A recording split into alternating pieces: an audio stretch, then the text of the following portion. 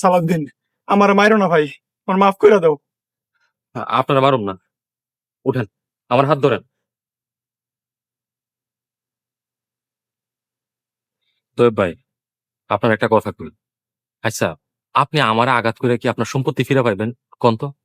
যদি পান তাইলে নেন, ধরেন। ও তুষার, তুই আমার ঘরের ভিতরে সুরের মতো ঢুকছস কেন? আরে না, তোমরা তো বাড়িতে নাই, তাই ভিতরে ঢুকে দেখতাছিলাম সবকিছু ঠিকঠাক আছে কিনা। তো কি চেক করলি? দেখলাম সবকিছু ঠিকঠাক আছে কিনা।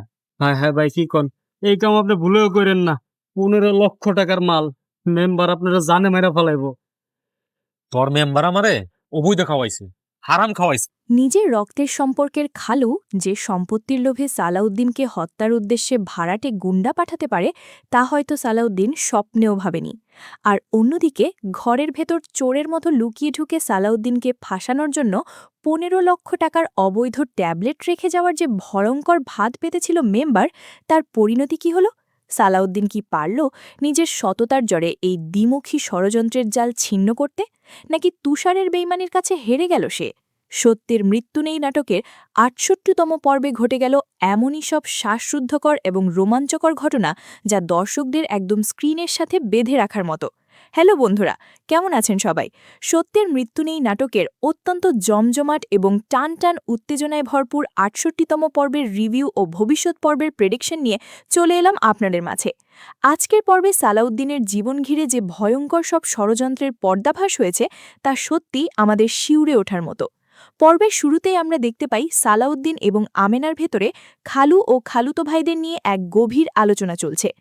আমেনা যখন খালু দেওয়া ২০ লক্ষ টাকার বিনিময়ে সম্পত্তি ছেড়ে দেওয়ার বিষয়টা নিয়ে সালাউদ্দিনকে বোঝানোর চেষ্টা করছিল, তখন সালাউদ্দিনের সততা এবং বিবেকের যে দৃঢ়তা প্রকাশ পেয়েছে তা সত্যিই প্রশংসনীয়। সালাউদ্দিন স্পষ্ট বুঝতে পেরেছিল যে খালুর এই মিষ্টি কথার আড়ালে রয়েছে সম্পত্তির এক বিশাল লোভ, আর সেই লোভের বশবর্তী হয়েই খালু যে কোনো জঘন্য খেলায় মেতে উঠতে পারে তার ইঙ্গিত সালাউদ্দিন আগেই পেয়েছিল। ঘটনার আসল মোড় নেয় যখন সালাউদ্দিন বাঁশবাগানের ভেতর দিয়ে একা হেঁটে যাচ্ছিল। হঠাৎ করেই একদল ভাড়াটে গুন্ডা লাঠি সোটা নিয়ে সালাউদ্দিনের ওপর অতর্কিত হামলা চালায়। প্রথম দিকে তারা সালাউদ্দিনকে চেপে ধরার চেষ্টা করলেও সালাউদ্দিনের সাহসিকতা এবং আত্মরক্ষার কৌশল ছিল দেখার মতো। দুর্দান্ত অ্যাকশনের মাধ্যমে যখন সালাউদ্দিন গুন্ডাদের প্রধানকে মাটিতে ফেলে লাঠি ধরে জিজ্ঞাসাবাদ শুরু করে, তখন বেরিয়ে আসে এক চাঞ্চল্যকর সত্য। গুন্ডাদের সর্দার নিজের যান বাঁচাতে স্বীকার করতে বাধ্য হয় যে এই হামলার পেছনে অন্য কেউ নয়, স্বয়ং সালাউদ্দিনের খালু জড়িত। সম্পত্তির লোভ মানুষকে কতটা নিচে নামাতে পারে, খালুর এই জঘন্য কর্মকাণ্ড তারই এক জ্বলন্ত প্রমাণ। খালু চেয়েছিল সালাউদ্দিনকে ভয় দেখিয়ে বা শারীরিকভাবে পঙ্গু করে সম্পত্তির রাস্তা পরিষ্কার করতে, কিন্তু সালাউদ্দিনের সাহসের কাছে খালুর সেই নোংরা পরিকল্পনা পুরোপুরি ব্যর্থ হয়। তবে ষড়যন্ত্রের শেষ এখানেই ছিল না। রাতের অন্ধকারে নাটকে যোগ হয় আরও একটি বড় সাসপেন্স। সালাউদ্দিনের ঘরে যখন সবাই ঘুমোয় বা বাইরে, ঠিক সেই সুযোগে চুপি চুপি চোরের মতো ঘরে প্রবেশ করে তুষার। তুষারের গতিবিধি প্রথম থেকেই সন্দেহজনক ছিল, কিন্তু সালাউদ্দিন যে তাকে হাতে নাতে ধরে ফেলবে তা তুষার কল্পনাও করেনি। সালাউদ্দিন যখন তুষারকে চেপে ধরে এবং তার পকেট তল্লাশি করে, তখন বেরিয়ে আসে নেশাজাতীয় অবৈধ ট্যাবলেটের প্যাকেট। প্রথমে তুষার ডালের প্যাকেট বলে মিথ্যা বলার চেষ্টা করলেও সালাউদ্দিনের জেরার মুখে সে ভেঙে পড়ে। সালাউদ্দিন তাকে বাইরে এনে গাছের সাথে বেঁধে যখন কড়া জেরা শুরু করে, তখন তুষার যে সূত্য প্রকাশ করে তা শুনে যে কারো মাথা ঘুরে যাবে। তুষার স্বীকার করে যে এলাকার দুর্নীতিবাজ মেম্বার তাকে দিয়ে সালাউদ্দিনের ঘরে প্রায় ১৫ লক্ষ টাকার অবৈধ নেশার ট্যাবলেট রেখে আসার ষড়যন্ত্র করেছিল। মেম্বারের মূল পরিকল্পনা ছিল সালাউদ্দিনের ঘরে এই অবৈধ মাল লুকিয়ে রেখে পুলিশ ডেকে এনে তাকে এক মিথ্যা ও বড় ধরনের মামলায় ফাঁসিয়ে জেল খাটানো। সততার পথে হাঁটা সালাউদ্দিনকে সমাজ ও আইনের চোখে অপরাধী বানাতেই মেম্বার এই নিকৃষ্ট চাল চেলেছিল, কিন্তু আল্লাহ যার সহায় থাকে তাকে কোনো ষড়যন্ত্রকারী স্পর্শ করতে পারে না। সালাউদ্দিন তা আবারও প্রমাণ করে দিল। তুষারকে বেঁধে রেখে সালাউদ্দিন যেভাবে সত্য বের করে এনেছে, তাতে মেম্বারের মুখোশ এখন সালাউদ্দিনের সামনে পুরোপুরি উন্মোচিত। অন্যদিকে আমরা দেখতে পাই রাইস ও তার বউয়ের ঘরের ভেতর ৮ লক্ষ টাকা নিয়ে এক গোপন ও রহস্যময় পরিকল্পনা চলছে।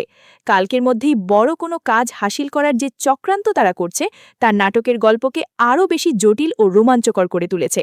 এখন প্রশ্ন হলো, আগামী ৬৯তম পর্বে কী ঘটতে যাচ্ছে? আজকের পর্বে পর্বের এই ভয়ঙ্কর সব ঘটনার পর সালাউদ্দিন নিশ্চয়ই চুপ করে বসে থাকবে না।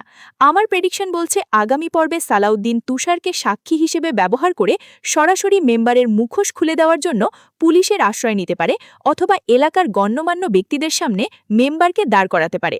অন্যদিকে রাইস যখন জানতে পারবে যে তার পাঠানো গুন্ডারা সালাউদ্দিনের কাছে মার খেয়ে সব সত্য ফাঁস করে দিয়েছে, তখন খালু হয়তো বাঁচার জন্য নতুন কোনো আইনি বা পারিবারিক চাল চালবে। প্রমোতে আমরা দেখেছি সালাউদ্দিন ও আমেনা ব্যাংকের দিকে যাচ্ছে। ধারণা করা যায় সম্পত্তির সেই ২০ লক্ষ টাকা বা রাইসের গোপন ৮ লক্ষ টাকার সাথে এই ব্যাংক ভিজিটের কোনো বড় সংযোগ থাকতে পারে। রাইস ও তার বউ যে চক্রান্তের জাল বুনছে তা হয়তো আগামী পর্বে সালাউদ্দিন ও আমেনার সংসারকে নতুন কোনো বিপদের মুখে ঠেলে দেবে। তবে সালাউদ্দিন যেভাবে একের পর এক ষড়যন্ত্রের মুখোমুখি হয়েও সাহসের সাথে লড়াই করছে, তাতে মেম্বার ও খালুর পতন এখন সময়ের ব্যাপার মাত্র। তো বন্ধুরা, আপনাদের কি মনে হয় সালাউদ্দিন কি আগামী পর্বে মেম্বারকে আইনের হাতে তুলে দিতে পারবে? আর রাইসের গোপন পরিকল্পনার মূল টার্গেট আসলে কে? আপনাদের মূল্যবান মতামত অবশ্যই নিচের কমেন্ট বক্সে লিখে জানাবেন। ভিডিওটি ভালো লাগলে অবশ্যই একটি লাইক দেবেন এবং বন্ধুদের সাথে শেয়ার করবেন। আর সত্যের মৃত্যু নেই নাটকের পরবর্তী পর্বের একদম নিখুঁত রিভিউ ও প্রেডিকশন সবার আগে পেতে আমাদের চ্যানেলটি সাবস্ক্রাইব করে পাশে থাকা বেল আইকনটি অন করে রাখুন। দেখা হবে পরবর্তী ভিডিওতে। ততক্ষণ পর্যন্ত সবাই ভালো থাকবেন, সুস্থ থাকবেন। ধন্যবাদ।